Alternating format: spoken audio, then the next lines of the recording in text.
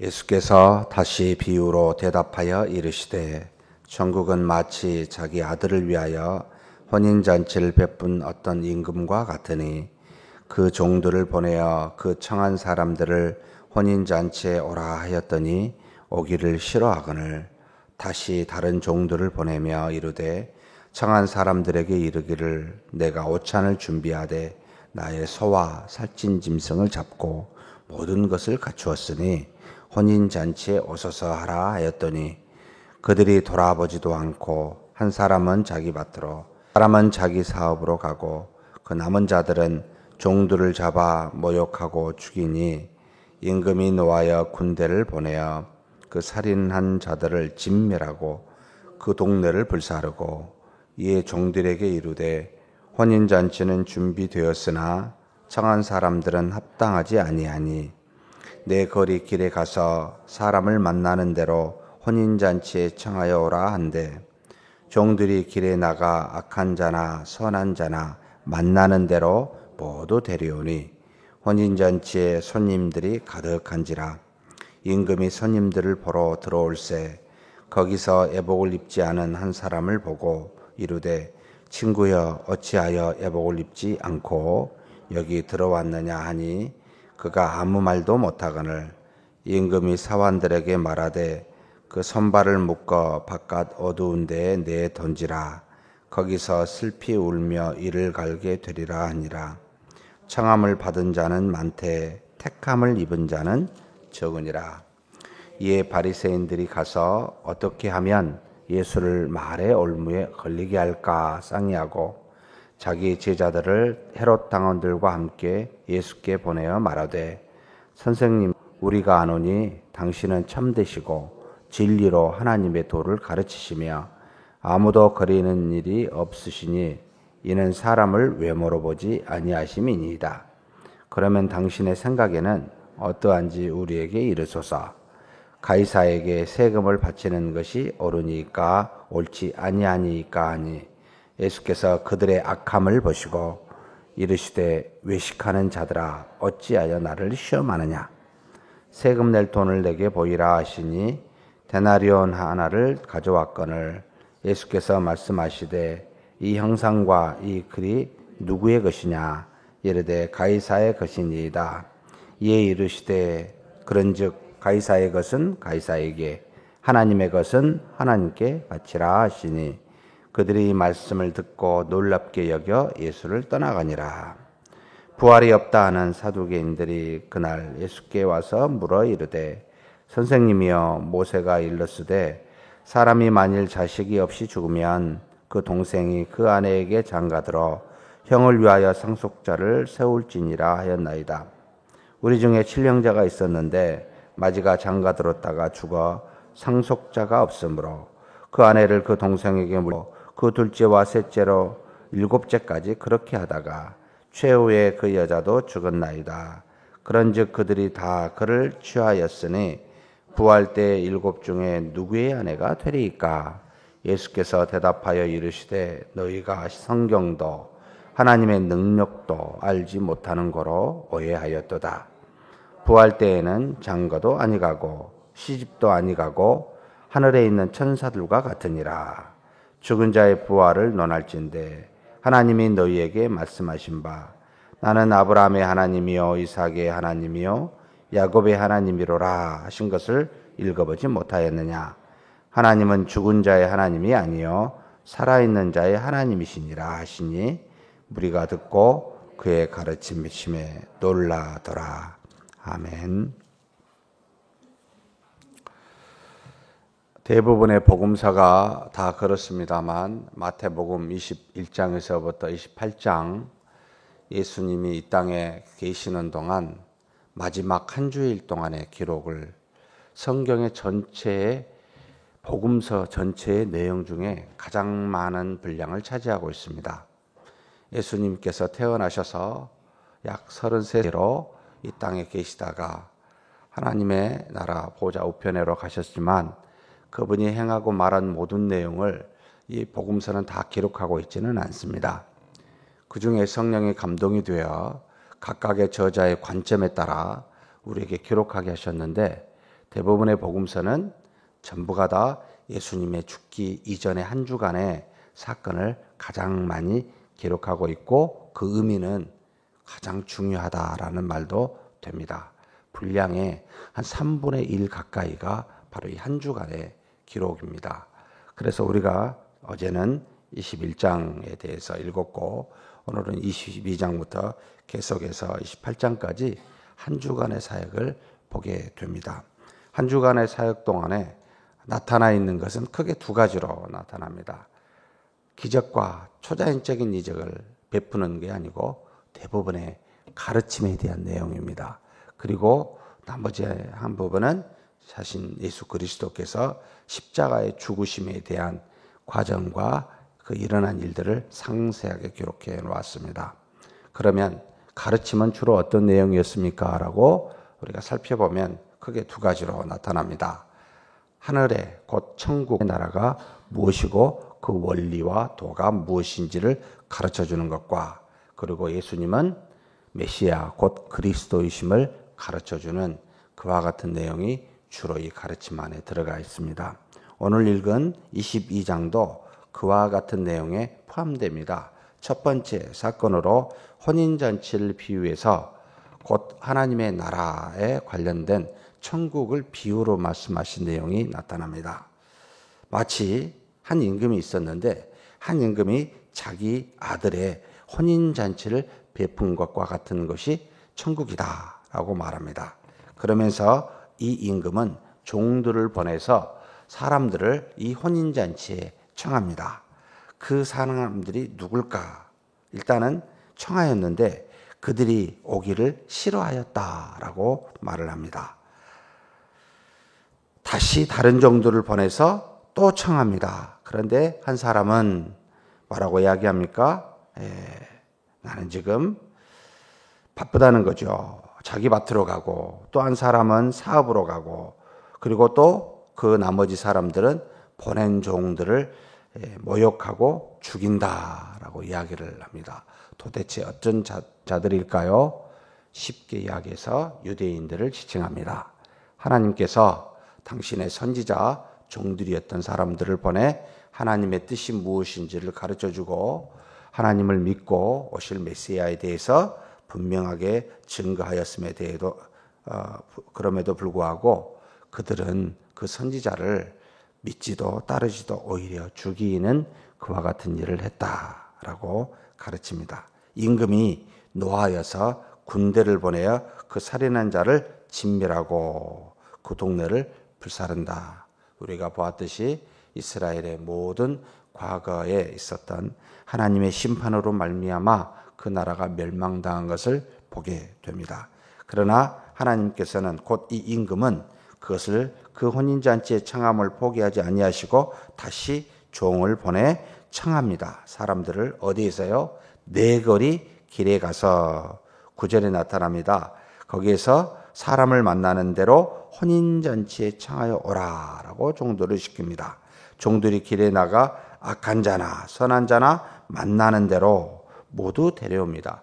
누구일까요? 라고 묻게 되면 이것은 유대인들이 아닌 악한 자든 선한 자든 않고 유대인이 아닌 택하지 아니하였던 그와 같은 이방인들을 향하여 하나님이 구원의 이 천국의 혼인잔치에 요청하여 부르셨구나라는 것을 보게 됩니다.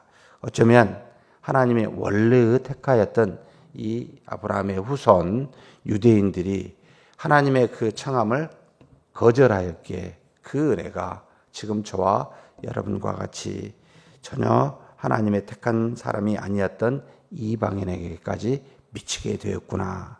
그들의 저주가 우리의 복이 되었구나. 이게 로마서에서도 그와 유사한 표현이 나타납니다.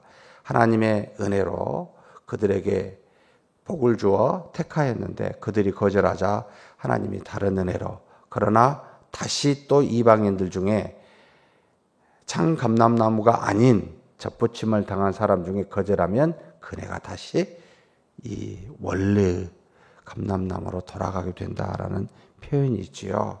하나님이 주신 복을 우리가 차게 되면 거절하게 되면 그 평안은 다른 데로 갈 수밖에 없는 그와 같은 것이다라고 천국에 대해서 이야기를 합니다. 그런데 문제는, 그리고 해석하기 되게 어려운 부분이 하나입니다.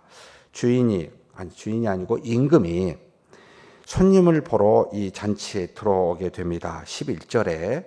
그런데 거기에서 애복을 입지 않는 한 사람을 발견하게 됩니다. 누굴까? 그리고 애복을 입으라고 말하신 적은 없는데, 혼인잔치에 갈 때는 애복이 필요하구나. 이런 여러 가지 생각들을 하게 됩니다.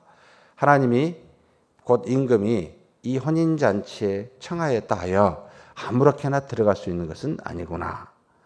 길거리에서 악한 자나 의인이나 할 것 없이 다 요청했지만 들어가 그 혼인잔치에 있을 때는 반드시 혼인잔치에 합당한 애복이 있어야 되는구나. 뭘까? 나이가 준비해야 될까? 아니면 임금이 준비해 준 걸까? 길거리에서 초청하였으니 준비해서 스스로 갈 수 있는 것은 아니라고 보입니다. 아마 임금이 들어오기 전에 혼인잔치이기에 애복을 입으라라고 하셨을 겁니다. 그렇다면 이것은 무엇을 말하는 걸까? 일반적으로 주 예수 그리스도를 믿는 믿음이 우리의 애복이다.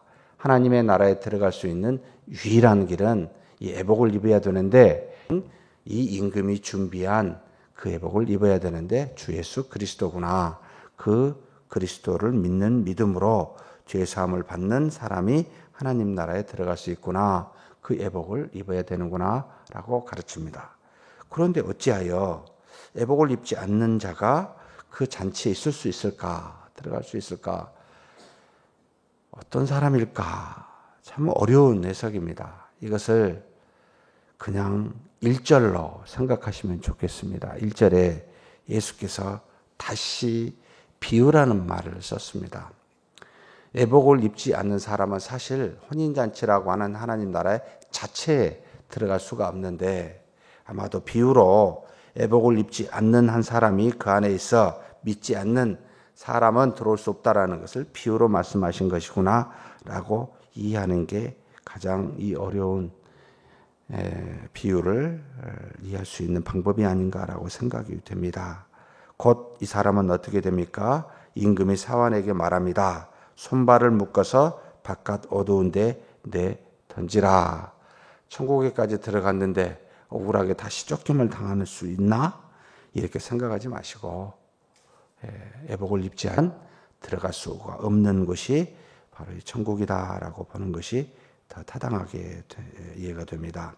그러면서 14절에 결론적인 말을 하고 계시지요. 청함을 받은 자는 많은데 택함을 입은 자는 적다. 주 예수 그리스도를 통하여 하나님의 아들이요 이분의 성령을 통하여 죄 사함을 받았노라고 수많은 사람에게 하나님께서 우리를 통하여, 종들을 통하여 다 증거하여 청하였는데, 그 청함을 받고 하나님의 나라 곧 혼인잔치에 천국에 들어가는 사람은 많지가 않구나. 택함을 입은 자는 적구나라는 것을 생각하라라는 겁니다. 참 여기 계신 저와 여러분은 적은 무리에 속합니다. 다수에 속하고 있지는 않습니다. 참 하나님께 감사하지 않을 수가 없는 부분이지요. 그러면서 이제는 예수님이 그리스도라는 부분을 가지고 한 4가지 정도의 시험을 통해 자신을 증거하십니다. 첫 번째는 바리새인들이 와서 시험을 하고, 두 번째는 사두개인들이 와서 시험을 하고, 세 번째는 율법사가 와서 시험을 합니다.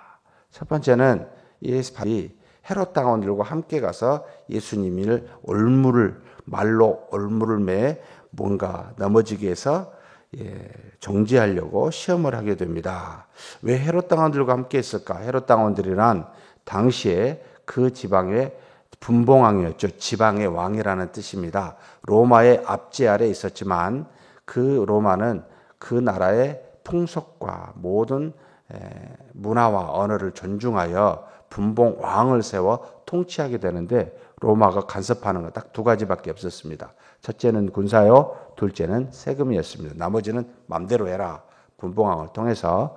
그런데 이 분봉왕이었던 헤롯을 따르는 유대인들이 상당수 있었습니다. 권력과 언제든지 빌붙어서 이익을 추구하는 사람들인 것이죠. 바리새인들이 평소에 이들과 친하지 않은데 이들과 친하여 함께 예수님께 나아가서 시험합니다.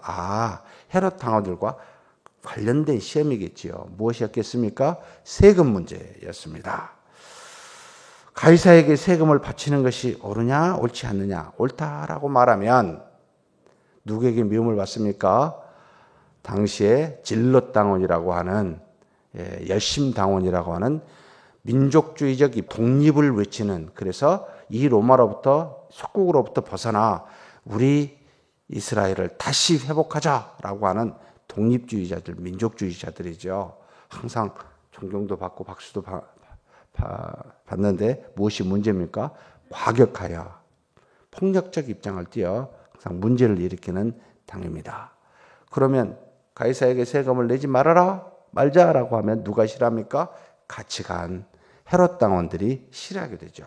그래서 딱 올무를 걸어놓고 무슨 말을 하든지 예수님은 누구에겐가는 비판을 받게 만들게 하는 그와 같은 일이었습니다. 어찌 됐습니까? 예수님께서 참 기가 막힌 내용이요, 놀라운 내용이며 우리가 이 땅에 살면서 하나님 나라에 가기 전에 삶의 원리이기도 합니다. 가이사의 것은 가이사에게, 하나님의 것은 하나님에게 내라 하면서 동전 한 데나리온을 달라 했죠. 로마의 동전이기도 합니다. 앞에서는 왕의 그 형상이 있지요. 무슨 뜻입니까? 이 땅에 살면서 하나님을 믿는 자가 세상의 법이 필요 없다라고 말하지 말고 육체가 있는 이 땅에 육체적인 지배를 하고 세상의 법을 준수하고 따르는 것이 신자로서 맞다라고 이야기하며, 더불어 하나님과 더불어 사는 우리는 하나님께 또한 합당한 것을 또 드려야 되는데 무엇입니까? 하나님께 드리는 건 무엇을? 그분이 기뻐하시는 게 뭡니까? 믿음입니다. 하나님께 바쳐져야 될 것은 우리가 하는 이 믿음은 하나님께 돌려져야 되겠죠. 이 두 가지를 다 가지고 사는 것이 신자다. 그래서 하늘의 것만 갖고 사는 것도 아니요, 이 땅의 것만 가지고 또 사는 것이 아니다라고 이야기합니다. 그러면서 이제 두 번째 시험을 하러 오는 부류가 있습니다. 바리새인과는 상당히 신앙적으로 다른 사두개인들입니다. 바로 제사장들과 율법 또는 제사를, 성전을 관리하는 관리들이었습니다. 이 사람들이 와서 묻습니다. 항상 바리새인과 갈등을 갖고 있었던 부활의 문제를 가지고 시험을 합니다. 아주 당시에 바리새인들에게 이 사두개인들이 대놓고 물었을 때 답을 못했던 내용이기도 합니다. 뭡니까? 한 사람이 결혼을 했는데 자식이 없어 죽었습니다. 그러면 그 자식은 율법에 따라서 마땅히 상속자를 내기 위하여 동생에게 그 부인이 시집을 그 상속자를 내 그가 가지고 있었던 원래 그 땅을 유산으로 그 상속자를 만들어 주도록 하는 내용이 레위기서에 나와 있지요. 그런데 7형제가 다 그와 같이 전부 상속자가 없이 이 여자가 아이를 낳지 못하고 죽게 되면 도대체 나중에 부활이 있다고 하는데 부활이 되면 이 사람은, 이 여자는 누구의 부인이 되겠습니까? 라고 물었을 때 굉장히 곤란한 답이 되게 수밖에 없었습니다. 뭐라고 말합니까? 너희가 뭣도 모른다? 성경도 모르고 하나님의 능력도 모르는도다. 부활할 때는 어떻게 되죠? 장가도 아니가고 시집도 아니가고 마치 하늘에 있는 천사들과 같다라고 이야기합니다. 우리가 하나님의 나라에 부활된 상태로 가게 되면 우리는 장가도 시집도 가지 아니하고 천사들과 같은 그와 같은 위치에 상태에 있습니다. 무엇입니까? 하나님을 아버지로 모시는 모두가 다 하나님의 자녀로서 형제요 자매가 됩니다. 다시 장가갈 일이 없기 때문에 걱정하지 말아라. 이 땅에 있는 그 무엇도 아무 상관이 없다라고 가르치는 것이죠. 그렇게 이야기하면서 한 가지 더 덧붙입니다. 부활이 있음을 사두개인들에게 가르치는데 성경에 아브라함의 하나님이요 이삭의 하나님이요 야곱의 하나님이라고 말씀하신 것은 무슨 뜻인 줄 아느냐? 하나님은 죽은 자의 하나님이 될 수가 없다. 산 자의 하나님이기에 아브라함, 이삭, 야곱의 하나님이라고 그들의 이름을 이미 죽었지만 이야기한 것은 그들이 살아 하나님의 나라에 있기 때문에 그들에게 약속한 언약이 계속 유효하다는 것을 말씀하시기 위하여 살아있는 자의 하나님으로서 우리에게 말하니 부활은 존재한 것이다 라고 사도계인들에게 가르칩니다. 그와 아울러서 율법사에게도 가르칩니다. 율법을 연구했던 가장 큰 율법이 무엇이고 가장 약한 율법이 작은 율법이 무엇입니까? 613개라는 율법, 미슈나라고 하는 그 구전을 통하여 나는 율법까지 해야 될 것과 하지 말아야 될 것을 엄밀하게 구별하여 가르쳤던 율법사가 어떤 율법이 가장 크냐고 물었을 때 거침없이 그리스도는 이야기하십니다. 너의 하나님을 사랑하는 게 가장 크다. 내 이웃을 내 자신과 같이 사랑하는 것이 두 번째다. 그리고 이 두 계명은 온 율법과 선지자의 가르침이다 라고 말하며 축약해서 이야기하니 한 말이 없죠. 나는 곧 하나님이요 말씀인 그리스도라는 것을 거침없이 시험을 하러 온 모든 자에게 정확한 답을 주면서 가르치시는 우리 주 예수 그리스도입니다. 그러면서 오히려 이제는 시험합니다. 너희가 어찌하여 그리스도에 대해서 생각하느냐? 누구의 자손이냐? 라고 묻습니다. 다윗의 자손입니다. 말하니까 그가 시편의 예를 들어 가지고 이야기합니다. 주께서 내 주께 이르시되 내가 내 원수를 내 발 아래에 둘 때까지 내 우편에 앉아 있으라 라고 말했는데 주께서 내 주께 여기서는 하나님 아버지께서 그리스도께 이르시되라는 뜻이죠. 그래서 다윗이 주라는 말을 그리스도에 대해서 사용했는데 어떻게 다윗의 자손이면 이 다윗이 그리스도에게 주라고 표현할 수 있느냐라고 묻는 겁니다. 답을 못하죠. 능히 대답하는 자가 없습니다. 바로 예수 그리스도께서 이와 같이 모든 사람의 마음을 아시고 성경을 아시는 그리고 그렇게 이 땅에 오사 하나님의 뜻을 드러내신 하나님의 아들 우리 주 예수 그리스도이십니다. 그와 같은 분을 믿고 사는 저와 여러분이 되기를 주의 이름으로 축복합니다. 하나님 아버지 감사합니다. 이 땅에 천국에 대해서 가르치는 그 내용대로 주 예수 그리스도를 믿어 그 애복을 가지고 하나님 나라에 가는 우리 다른 그 무엇이 우리 애복이 아니라 하나님의 아들을 믿는 믿음으로만 갈 수 있는 우리임을 고백합니다. 우리는 비록 하나님의 원 자녀는 아니었지만 길거리에서 이렇게 종들을 통하여 부르심을 받은 자들이지만 하나님께서 우리를 청하고 택하여 하나님의 자녀 되게 해주시니 감사합니다. 그런 우리가 이 땅에 살면서 오직 그리스도를 믿고 가르치심에 순복하며 사는 우리가 되게 하여 주옵소서. 하나님의 나라에 가기까지 이 땅의 법을 준수하며 하나님의 것은 하나님은 믿음을 드리며 사는 우리가 되게 하여 주옵소서. 반드시 우리의 몸이 부활함을 믿고 그날을 기대하며 이 땅에서 하나님을 사랑하고 이웃을 사랑하는 믿음의 사람 되게 하여 주옵소서. 감사하고 우리 주님 예수님의 이름으로 기도하옵나이다. 아멘.